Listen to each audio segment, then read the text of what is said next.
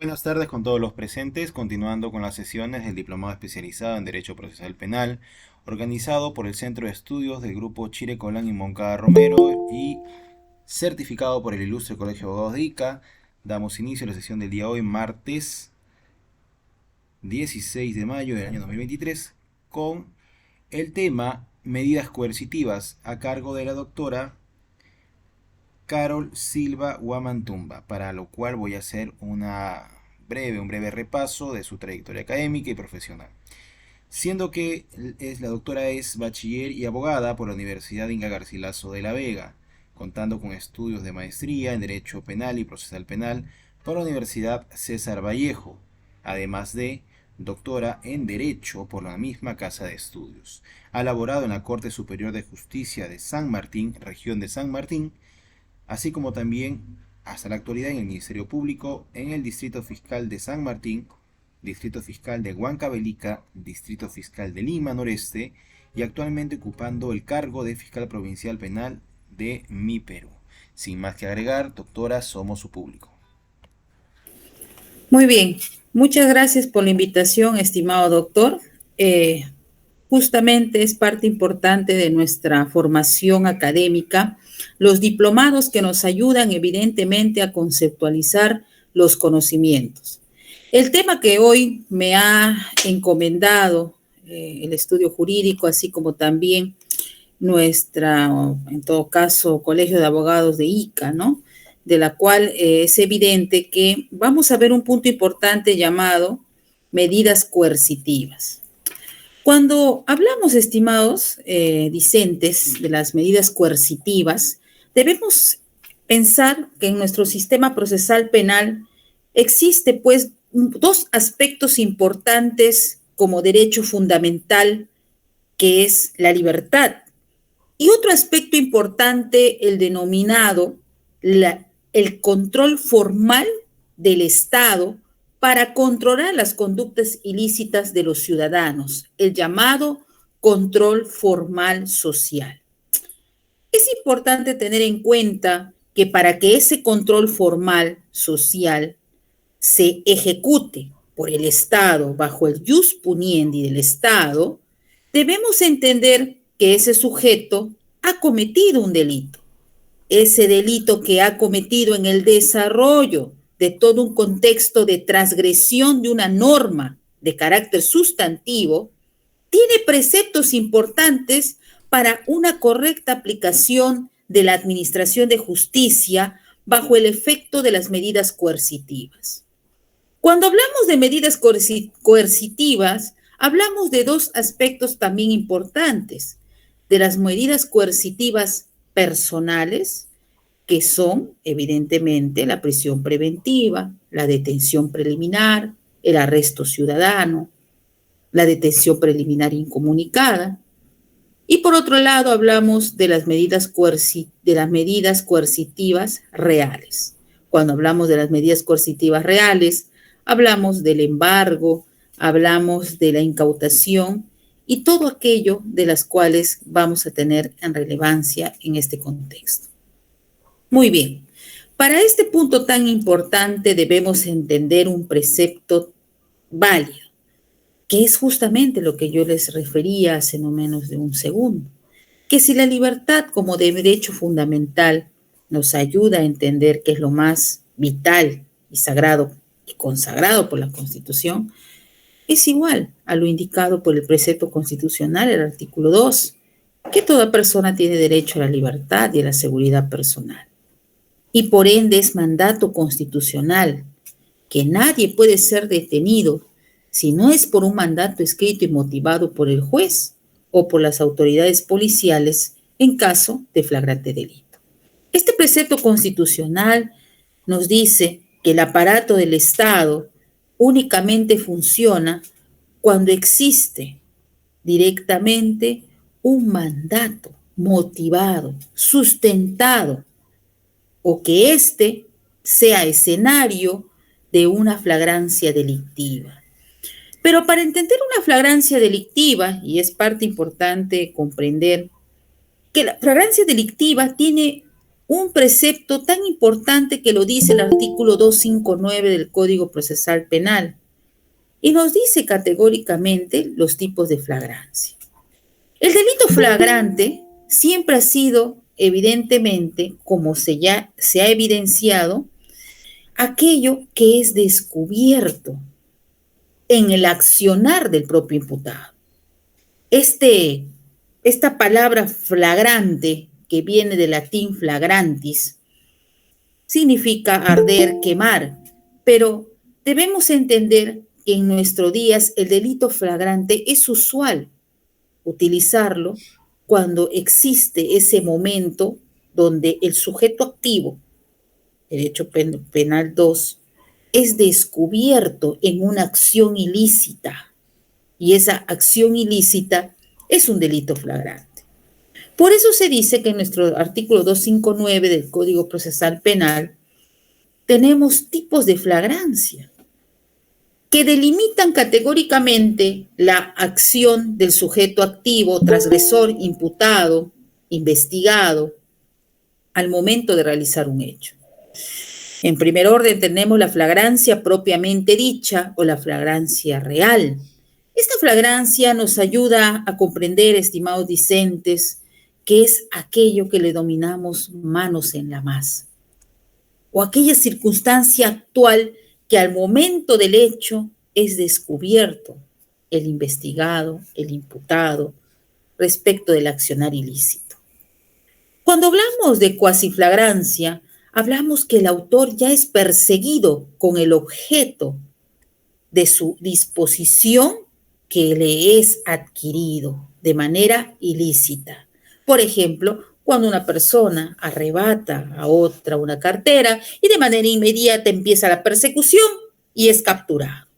Se dice que esa cuasiflagrancia no se debe perder en el tiempo ni en la vista del actor policial o el efectivo policial que está realizando la persecución. Cuando hablamos de presunción de flagrancia o flagrancia presunta, hablamos directamente de que dentro del plazo de las 24 horas es descubierto, en todo caso, la persona con los efectos del delito. ¿Y cuáles serían los efectos del delito, estimado estudiante? Sería pues lo hurtado o lo robado, o aquello que el sujeto activo ha considerado evidentemente tener a su disposición. Este precepto de la medida cautelar parte de esto, estimados. Por un lado, del derecho fundamental, la libertad, y por el otro lado, que la acción ilícita del sujeto activo, del investigado o del imputado, sea cometer uno de estos tres tipos de flagrancia. Porque cuando hablamos del texto inicial de nuestro modelo procesal penal, nos dice que la policía detendrá sin mandato judicial al quien sorprenda en flagrante delito. Esta flagrancia se da cuando la realización del hecho punible es actual y ésta no sobrepase el plazo de las 24 horas. Esto es, el autor es descubierto, manos en la masa, el autor es detenido una vez consumado el delito a los minutos o que éste haya sido sorprendido con los objetos o huellas. Esos objetos y huellas evidentemente revelan que el imputado ha cometido el delito. Pero también debemos entender que el accionar policial se basa directamente a que debe respetar lo que dice el artículo 259 del Código Procesal Penal. La policía actúa sin este mandato judicial cuando se evidencia que el accionar del sujeto activo es justamente relacionarse con los tres tipos de flagrancia. Muy bien. Porque, como ya lo sabemos y es importante entender, solo la policía detendrá sin mandato judicial cuando se sorprende en flagrante delito. Este es el texto original basado directamente en nuestro código. si este ha huido y ha sido identificado inmediatamente después de la perpetración del hecho punible, o que el agraviado lo haya reconocido dentro del plazo de las 24 horas producido el hecho punible. Esta percepción, estimados discentes, nos permite entender que el plazo de la flagrancia en sí es 24 horas y que no puede haber un exceso por parte de la Policía Nacional en querer capturar a los ciudadanos pasando dicho plazo de las 24 horas, porque evidentemente eso sí generaría un habeas corpus, una restricción de la libertad ambulatoria de manera indebida. Y por ello resulta ser de vital importancia que una vez conocido la noticia criminal por parte del Ministerio Público, es el Ministerio Público quien convalida la detención con una verificación exhaustiva del acta de intervención. Porque de ello proviene, estimados discentes, aquello que se relaciona con una futura prisión preventiva, una futura detención preliminar. ¿Por qué? Porque es importante conocer que dentro de los preceptos de la prisión preventiva y la detención preliminar judicial tiene sus propios requisitos.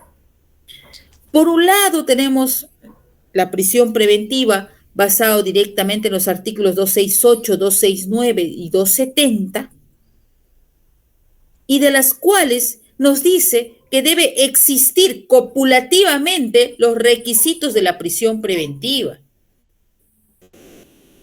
Eso también lo dice el Acuerdo Plenario 1-2019 y la casación de Moquegua cuando agrega el test de proporcionalidad y la duración de la medida. Es importante considerar que la prisión preventiva no es la regla, es la excepción. Porque resulta ser tan evidente que hoy por hoy nuestra administración de justicia pensaría que es la regla, cuando debemos delimitar el accionar del sujeto activo, del imputado investigado, respecto a una circunstancia de hecho. La circunstancia de hecho es la descripción cronológica del acta de intervención y la descripción de los hechos suscitados o los sucesos realizados por la conducta del imputado.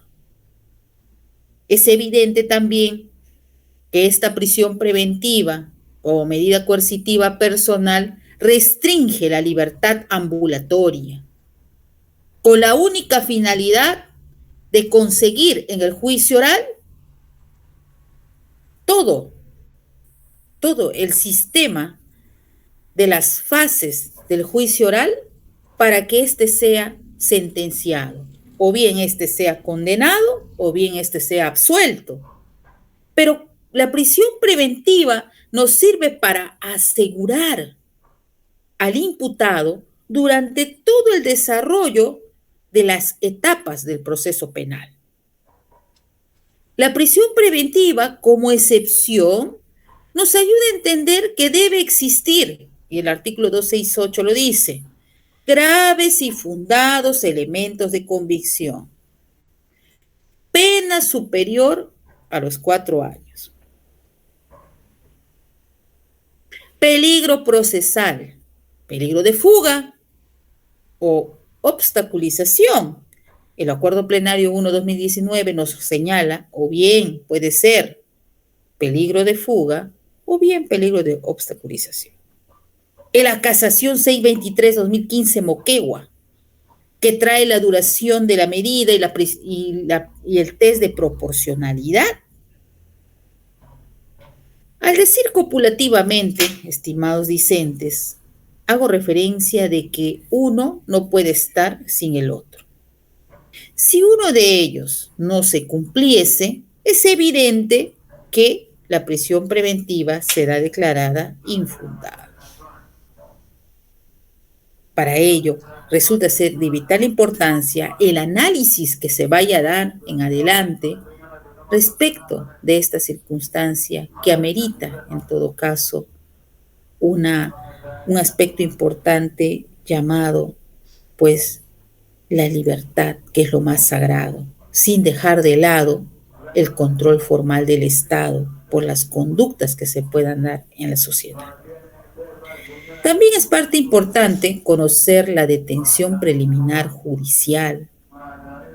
Esta es una institución jurídica procesal que hasta ahora en nuestro ordenamiento jurídico genera cambios y controversias.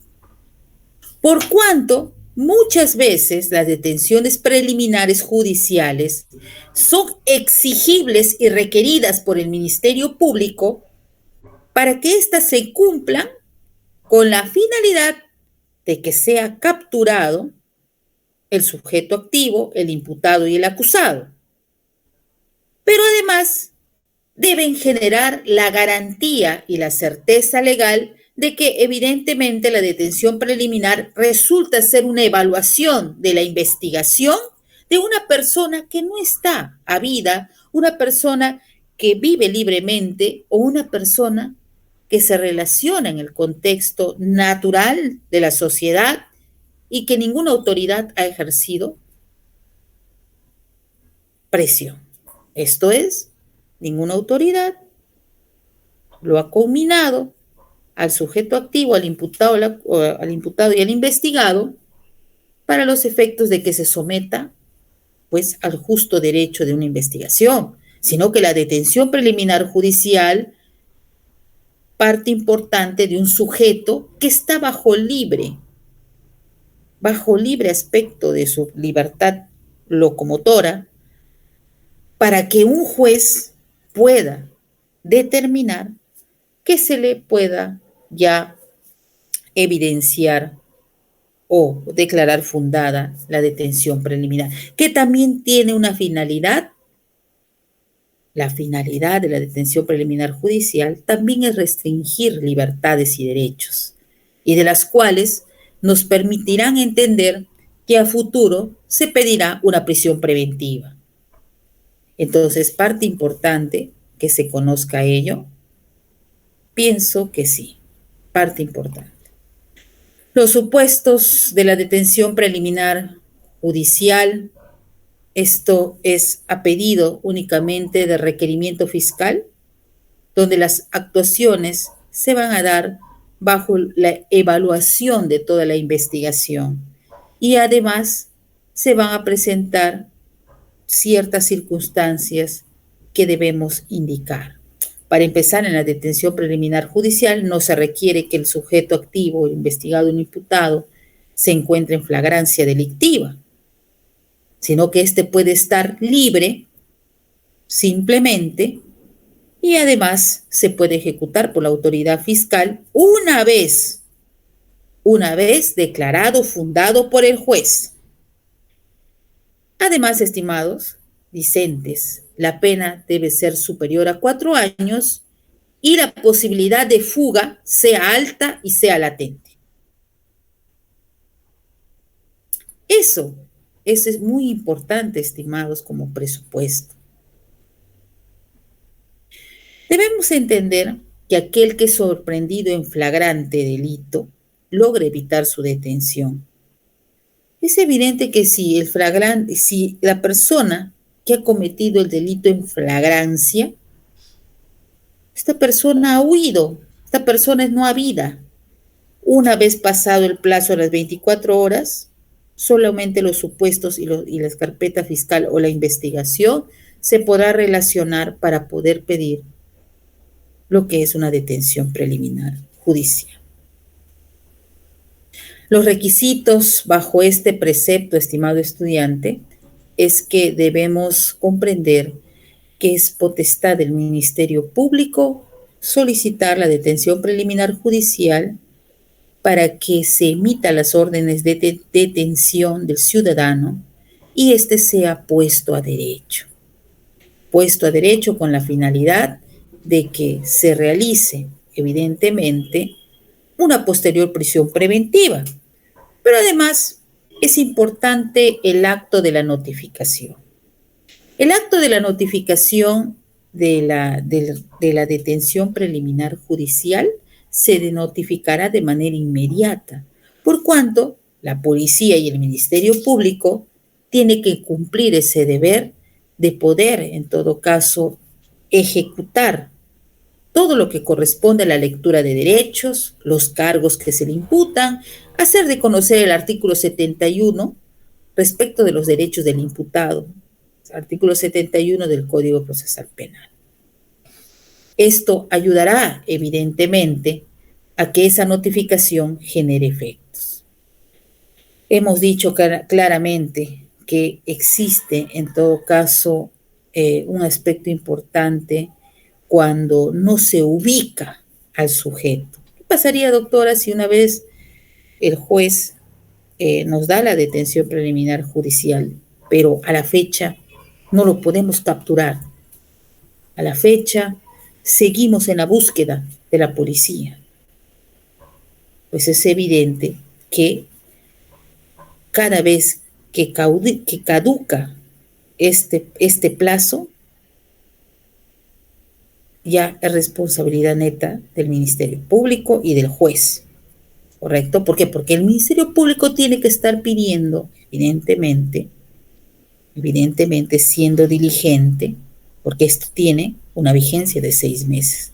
Y más aún, estimados estudiantes, cuando el deber de la policía, estimados discentes, el deber de la policía siempre es hacer cumplir lo dispuesto por las autoridades. Y esto es el apoyo que debe dar la policía al Ministerio Público.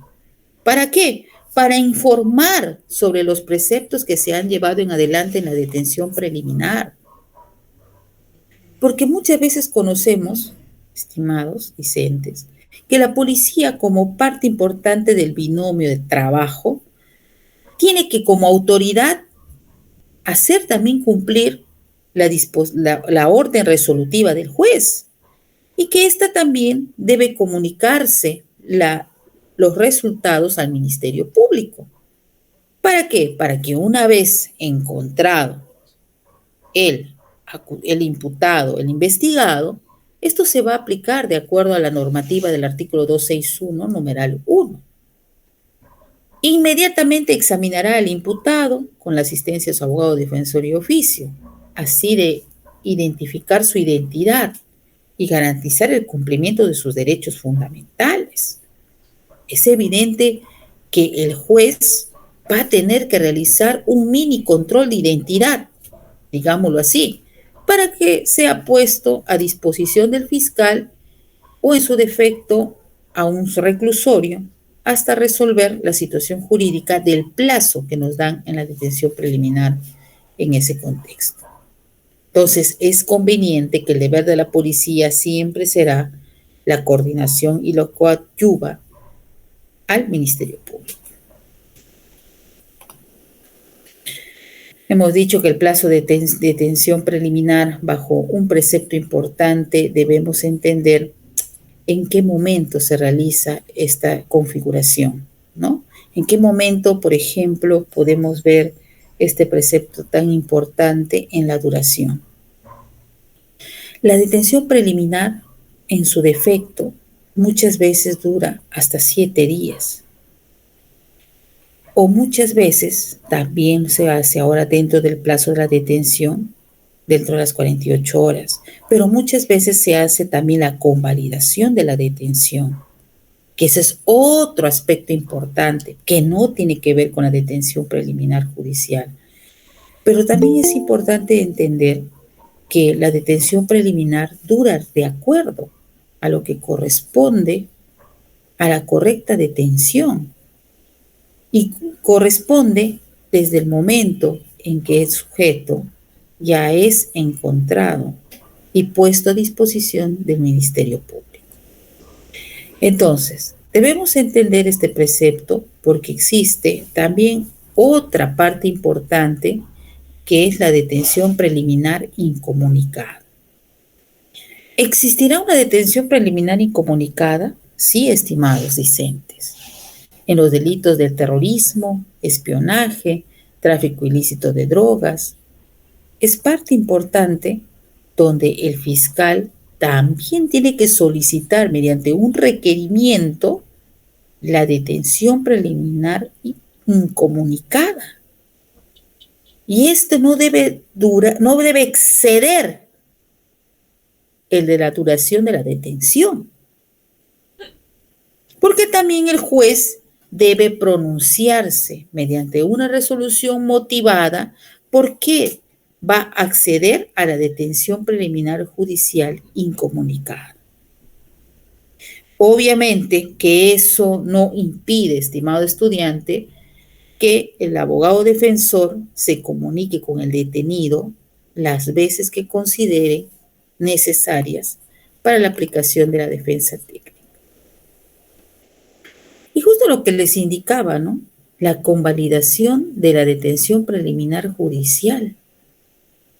Vencido este plazo de la detención preliminar, salvo en los casos de terrorismo, espionaje, TIP, si considera que suscite las razones que determinaron la detención, ya lo pondrá a disposición del juzgado de investigación requiriendo una convalidación.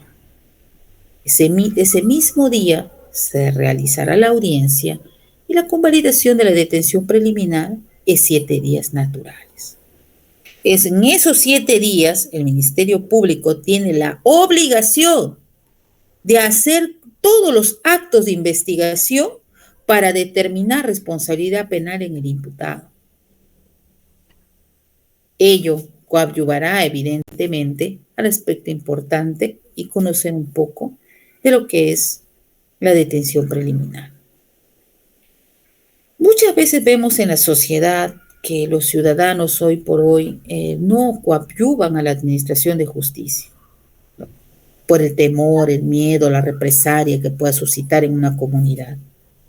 Pero ¿qué significa el arresto ciudadano? El arresto ciudadano es entregar inmediatamente al arrestado, al ciudadano que ha cometido el delito. Entregar a la policía más cercana, donde la policía realizará un acta y hará constar las entregas. Aquí, en este arresto ciudadano, es temporal, porque lo único que se requiere es que el ciudadano ponga a disposición de la autoridad policial a la persona y que esa autoridad policial sea evidentemente aquello que está relacionado a realizar los actos de investigación, que también va a ser importante desde toda perspectiva para que el ciudadano también participe en las diligencias, ¿sí? El que ha realizado el arresto ciudadano también participa en la diligencia. Es importante este punto, estimados discentes, porque también de lo que habíamos indicado respecto a la incomunicación, es importante considerar que este trámite de la detención preliminar incomunicada tiene que ver con delitos graves, ¿correcto? Graves, sumamente graves, terrorismo, espionaje, ¿correcto? Tráfico ilícito de drogas en magnitud, y con ello pues resulta ser que este precepto de la incomunicación tenga que ver únicamente con el abogado defensor y el imputado.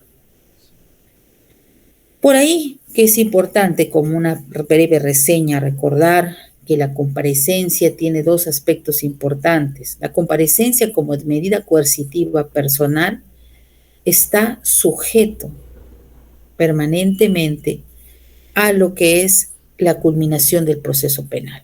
Esto es, la culminación del proceso penal con la finalidad que en esos actos de investigación se evidencie qué medida coercitiva solicitará el Ministerio Público. Si es una medida coercitiva con comparecencia simple o es una medida coercitiva con comparecencia con restricciones. Esta parte importante también de la comparecencia simple debe solicitarse cuando no se solicita prisión preventiva, ¿correcto? o cuando no concurran pues los presupuestos del 268, ¿no? Sino que esto debe relacionarse directamente a lo que señala la comparecencia simple o la comparecencia con restricciones. Cuando al procesado solo se le obliga a concurrir a diligencias en que sea citado las veces que así lo crea conveniente el juzgado. El 291 nos dice, el juez prescindirá de las restricciones previstas en el artículo 288 cuando el hecho punible denunciado esté penado con una sanción leve o los actos de investigación aportados no lo justifiquen. Claro, estamos hablando de delitos de bagatela, delitos que no han afectado el bien jurídico protegido, pero no son considerados de alto rango o alta rama de carácter delictivo. Entonces, aquí, por eso es que muchas veces se realiza este contexto de la comparecencia simple, ¿correcto? No es que no sea importante, sino que también es parte de todo el proceso penal. Al hablar de comparecencia con restricciones, estamos refiriéndonos que se impondrán las restricciones previstas en el artículo 287, ¿correcto? Y 288, siempre que el peligro de fuga o obstaculización de la averiguación de la verdad pueda razonablemente evitarse. Este peligro de fuga y obstaculización debe estar delimitado en la comparecencia con restricciones y que además el juez podrá imponer una de las restricciones o combinar varias de ellas, según resulte adecuado el caso, y ordenará las medidas necesarias para garantizar el cumplimiento de las restricciones. Este articulado es evidentemente formal, que nos ayuda a entender en qué momento se aplicará. Si el imputado no cumple con las restricciones impuestas previo al requerimiento realizado por el fiscal o por el juzgador en su caso, se revocará la comparecencia con restricciones y se dictará la medida de prisión preventiva. ¿Por qué? Porque hoy por hoy muchos de los funcionarios que caen en delitos piden, ¿no? Arresto domiciliario, comparecencia con restricciones y aquello que está relacionada directamente al precepto importante de una medida menos gravosa. La medida más gravosa siempre será la prisión preventiva. La medida menos gravosa es una comparecencia simple. Muy bien, bajo esta perspectiva, estimado Vicente, es importante considerar que este punto relevante de la comparecencia restrictiva es parte importante o fundamento del precepto importante de las medidas coercitivas, que muchas veces en prisiones preventivas, cuando el Ministerio Público no logra, en todo caso, obtener un resultado, es evidente que la comparecencia con restricciones sería el camino idóneo. Pero esa comparecencia con restricciones está debidamente fundamentada en dos preceptos: en la gravedad que se pueda dar o en todo caso en el peligro de fuga que se pueda dar o de la obstaculización de la verdad para evitar razonablemente esta circunstancia. Muy bien, estimados discentes, quisiera también siempre agradecer la convocatoria que nos hace el doctor. Y con ello he querido compartir un poco de los conocimientos previos, conocimientos básicos y conocimientos a ejecución de algunos conceptos que usted merece saber. Muy bien, doctor, muchas gracias. No sé si tenemos alguna pregunta para poder, en todo Sí, caso, sí, relacionar doctora. este tema con lo que vamos a ver el día de hoy.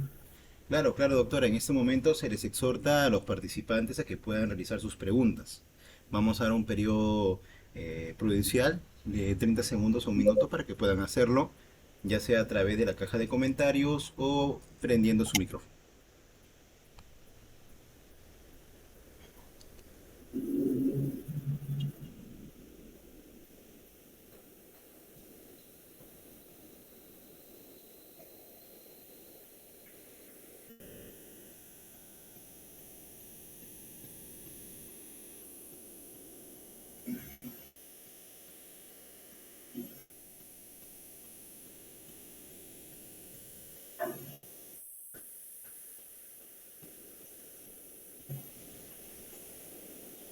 Bien, si es que no hay preguntas. doctora, en todo caso, si es que nos hacen llegar las mismas, se las haremos alcanzar a usted para que de manera diferida pueda responderlas y nos queda más que agradecerle por su participación y siempre atender el llamado del Centro de Estudios de Grupo Chile Colán y Mocarnero, así como también del ilustre Colegio de Abogados de Ica, siendo de esta manera que la comprometemos, respetuosamente por supuesto, a futuras disertaciones en ese tipo de eventos y de otro corte por supuesto. Muchísimas gracias por su participación. A los asistentes, informarles que en 10 minutos estamos enviando el enlace con la siguiente sesión. Muchísimas gracias, doctora. Muy buenas noches. Gracias, muy amable. Buenas noches. Gracias.